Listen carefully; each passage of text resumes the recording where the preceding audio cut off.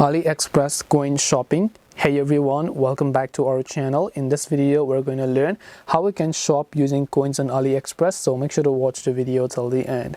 So if you want to shop using coins on AliExpress, all you have to do is first of all open up the AliExpress app, and over time if you've happened to gather a fair amount of coins, because right when you come to the home page you'll find the option called coins, which is right at the top here. So you want to make sure to tap on that coins option, and when you basically tap on that particular coins option you'll be able to see this type of interface. Now by collecting everyday coins you should be able to go ahead and then gather them all together here. So just tap on the check-in or the collect option here. Now one coin equals to 1 cent, so I have got 78 coins, which is equivalent to 0.78 US dollars. So if I want to use these coins to shop, remember that not all the products on AliExpress are eligible for shopping with coins. The ones that are eligible will be shown here that says use coins for discount. So these are the products on AliExpress that you can use to shop using your coins or your money. So if I would like to shop a certain product, I would have to select that, and by default the coins will already get applied, as you could see over here.